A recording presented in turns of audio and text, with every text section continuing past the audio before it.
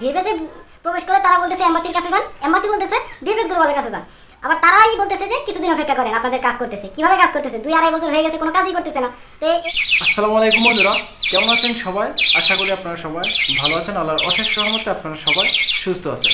গতকাল একটা ফ্যামিলি বিষয় নিয়ে ছোট্টখাটো একটা গুড নিউজ আপডেট দিয়েছিলাম। সেটা হলো 2023 এবং 24 সালের যে পাসপোর্টগুলো আটকে আছে সেই পাসপোর্টগুলো নিয়ে খুব দ্রুত কাজ করা শুরু করবে, কিন্তু 25 সালের ভিসাগুলো বেশিরভাগ তাদেরকে অগ্রাধিকার দেওয়া হবে। এই ভিডিওটা দিছিলাম। তো এই আপডেটটা ভিএফএস গ্লোবাল থেকে দেওয়া হয়েছিল গত পরশুদিন 13 তারিখে। আমি গতকাল হয়তো ভিডিওটা দিছিলাম। তো আজকে দেখেন ভিএফএস গ্লোবাল থেকে কালেকশনের সংখ্যাটা বেশ ভালো পরিমাণে কালেকশন ছিল।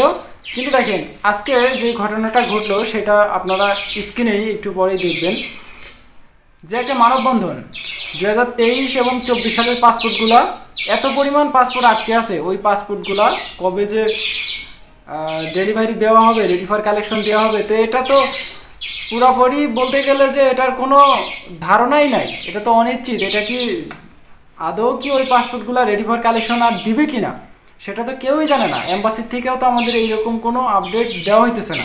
এম্বাসির থেকে আপডেট কিন্তু না দিলেও আমাদের যে একটা পরিকল্পনা আছে সামনে, একটা মানববন্ধন, সুষ্ঠু মানববন্ধন, অমরণ মানববন্ধন করা হবে। তো এই মানববন্ধনের যে ডেটটা অলরেডি ফিক্স করা হয়ে গেছে। তো কবে এই মানববন্ধনের ডাকটা দেওয়া হয়েছে সেটা অবশ্যই আজকের এই ভিডিওতে আপনাদেরকে ছোট্ট করে জানাবো। এবং ভিএফএস গ্লোবালের বর্তমান পরিস্থিতি আজকে সপ্তাহের শেষ একটা কালেকশন বৃহস্পতিবার। তো আজকে কেমন পরিমাণে কালেকশন করতে গেছে সেটাও কিন্তু আজকের এই ভিডিওতে ছোট্ট করে আপনাদেরকে জানাবো। তো চলেন বেশি কথা না বাড়িয়ে আজকের এই ভিডিওটা শুরু করা যাক। শুধু একবার বলতে দাও আমাকে। আজকে ঢাকা ভিএফএস এর কালেকশনের সংখ্যাটা একদমই অল্প, সিলেট ভিএফএসও অল্প। এদিকে সিলেটে তো আরও একটা কাণ্ড ঘটে গেছে। আমি আপনাদেরকে সিলেট ভিএফএস এর একটা ভিডিও ক্লিপ আমি আপনাদেরকে দেখাইতেছি, একটু স্ক্রিনে ফলো করেন। তো যেই ভাইটা সিলেটের এম্বাসির ভিএফএস গ্লোবালের ভিতরে প্রবেশ করলো, সেখানে থাকা যে সিকিউরিটি, এক কথা বলতে গেলে সিকিউরিটি, কারণ ওই যে ডেস্কের ভিতরে যেই কাজগুলো করা হয় ওইখানে কেউ নাই। ওইখানে মানুষজন ওই যে নিচে যখন যায় দাঁড়ায়, যে সিকিউরিটিগুলো থাকে তারা সেই মানুষজনদেরকে সেফটিভাবে এম্বাসির ভিতরে নিয়ে যায়। তো যখনই দেখলো সেই দারোয়ান দেখলো যে এম্বাসির ভিতরে ঢুইকা, ভিএফএস এর ভিতরে ঢুইকা ভিডিও করা হইতেছে, শ্যুট করা হইতেছে, তখনই কিন্তু তারা একটু রাগান্বিত হয়ে গেল। এবং যে ভিডিওটা শ্যুট করতেছে সেও কিন্তু পুরোপুরি একেবারে রাগে গেছে। এখন রাগারই কথা ভাই, যে পাসপোর্টগুলো আটকে আছে, আমরা ভিতরে ঢুকতে পারতেছি না, তাদের সাথে সরাসরিভাবে কোনো প্রকার যোগাযোগ করতে পারতেছি না, লেনদেন করতে পারতেছি না, কোনো কিছুই তাদের সাথে করতে পারতেছি না। ভিএফএসে প্রবেশ করে তারা বলতেছে এম্বাসির কাছে যান, এম্বাসি বলতেছে ভিএফএস গ্লোবালের কাছে যান। আবার তারাই বলতেছে যে কিছুদিন অপেক্ষা করেন, আপনাদের কাজ করতেছে। কিভাবে কাজ করতেছে? 2-2.5 বছর হয়ে গেছে, কোনো কাজই করতেছে না। তো এইভাবে তার চলতে পারে না। তাই সে ভিডিও ফুটেজ নিতে গেছে এম্বাসির সামনে ভিতরে, আর তখনই তাদের মাথা গরম হয়ে গেছে। তো মাথা গরম কাকে বলে আপনারা অবশ্যই, যে মানববন্ধনের ডাকটা দেওয়া হয়েছে সেই দিনে আপনারা টের পাবেন যে ভিএফএস গ্লোবাল থাকবে কি থাকবে না। 26 তারিখে অবশ্যই ডিসিশন নেওয়া হবে। তো আমরা স্ক্রিনে একটা ভিডিও দিতেছি, জাস্ট 30 সেকেন্ডের একটা ভিডিও ফুটেজ। এম্বাসির ভিতরে ঢোকার পরে ভিডিও ফুটেজ নেওয়ার পরে যেই আচরণটা করা হইলো একটা ভুক্তভোগীর সাথে, সেটা আপনারা নিজ চোখে একটু স্ক্রিনে দেখে নেন। ও দেখো শামিম ভাই, বিএফএসের কি অবস্থা দেখো। ভিডিও করলে কোনো সমস্যা আছে? কোনো সমস্যা আছে? ভিডিও আমি খাটতাম না, ভিডিও আমার জানা জালা আছে। ও দেখো ভাই, ভিডিও করলে কোনো সমস্যা। তুই কিন্তু আমার মারবাই নাই, তুমি কিতা মনে করো? আমার তো ওরা গুড়দা লইয়া না ইচ্ছে নি। ভিডিও কাটতাম কি নাই।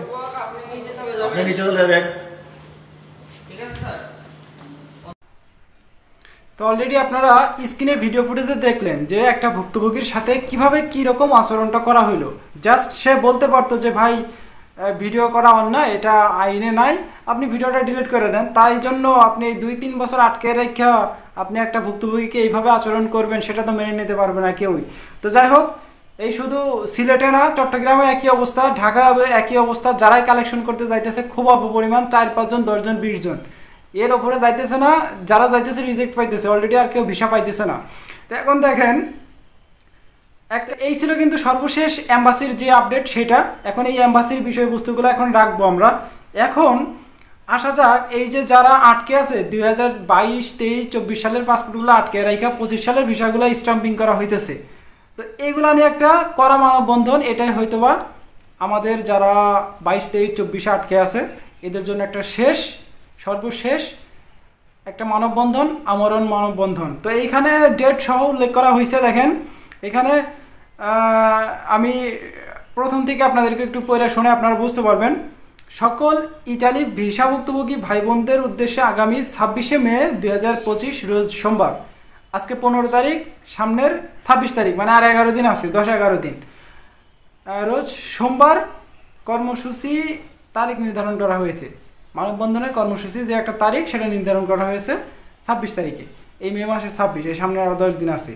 তো সবাই যার যার অবস্থান থেকে উপস্থিত থাকবেন। বিশেষ করে 2022, 23, 24 রিটার্ন পাসপোর্ট, স্ক্যান পাসপোর্ট অ্যাপয়েন্টমেন্টের জন্য মেইল করে বসে আছেন ওয়ার্ক ভিসা, ফ্যামিলি ভিসা সকল ইটালি ভিসাভুক্তভোগী ভাই বোনদের আমন্ত্রণ করা হইল। তো অলরেডি আপনারা বুঝছেন কাদেরকে বলা হয়েছে এখানে। তো আপনারা কোনো দুশ্চিন্তা না কইরা অলরেডি যার যার অবস্থান থেকে ওইখানে হাজির হয়ে যাবেন। তো সময় তো জানছেন, তারিখ তো জানছেন, এখন সময় কয়টার থেকে দেন দেখা গেছে কি নিয়ে যাইতে হবে, কিভাবে কি করতে হবে আমরা এই ভিডিওর মাধ্যমে, আপডেটের মাধ্যমে আপনাদেরকে জানাই দেব। ততক্ষণ পর্যন্ত কিন্তু অবশ্যই আপনাদেরকে এই চ্যানেলের সাথে থাকতে হবে। এই 26 তারিখ আসা পর্যন্ত আমরা আপডেট পাইতেই থাকবেন। এই যে আটকে থাকা উল্লাস্তা নিয়ে, এটা নিয়ে কেউ টেনশন করবেন না। এখন দেখেন আরও একটা নিউজ, যে নিউজটা আমি আজকে সকালবেলা সময় টিভির ভিতরে দেখলাম। হাসান মাহমুদ ইটালি থেকে একটা নিউজ দিল। তো ওই নিউজটায় কি বলা হয়েছে, তো সেই নিউজটায় কি বলা হয়েছে, কি জানানো হয়েছে, অবশ্যই সেটা নিয়ে আমরা আজকে রাত্রেবেলা একটা ভিডিও শ্যুট করব। সেই ভিডিওটা আমি আপনাদেরকে আগামীকাল দেওয়ার চেষ্টা করব, অথবা আজকে রাত্রেবেলায় দেওয়ার চেষ্টা করব। আর এম্বাসি থেকে কোনো প্রকার আপডেট আসছে কিনা, নতুন কোনো আপডেট আসছে কিনা অবশ্যই আপনাদেরকে চেক আউট করে নতুন ভিডিও রিলিজ করা হবে খুব শীঘ্রই। আর কোন বিষয়বস্তুগুলো নিয়ে আপনারা জানতে চাইতেছেন বা কমেন্ট করবেন অবশ্যই, তো ওই বিষয়বস্তুর উপরেই করেই কিন্তু ইনফরমেশন কালেকশন করতে হবে, কালেকশন করে আপনাদেরকে ভিডিওর মাধ্যমে জানাইতে হবে। তো এগুলো নিয়ে যত কমেন্ট করবেন ততই আপনাদেরই ভালো। আমিও বুঝতে পারবো যে এই বিষয়টা এখন আপনারা চাইতেছেন, নিউজটা চাইতেছেন, সেই নিউজটা আমি কালেকশন করে আপনাদেরকে দেওয়ার চেষ্টা করব। আর যদি কোনো পার্সোনালভাবে কোনো প্রকার হেল্প লাগে অবশ্যই এই ভিডিও ডিসক্রিপশন বক্সে ফেসবুক আইডির লিঙ্ক দেওয়া আছে, ওইখান থেকে নক করবেন। অবশ্যই যদি আমার সাধ্যের ভিতরে থাকে অবশ্যই আপনাদেরকে হেল্প করার চেষ্টা করব। তো আজকের ভিডিওটা এমনিতেই বড় হয়ে যেতেছে, আর বেশি বড় করতেছি না। দেখা হচ্ছে নেক্সট ভিডিওতে। ততক্ষণ পর্যন্ত আপনারা সুস্থ থাকবেন, ভালো থাকবেন। মজুমদার ফ্রম ইটালিয়ান ইউরোপ এই দুইটি ইউটিউব চ্যানেলে পাশেই থাকবেন। আল্লাহ হাফেজ।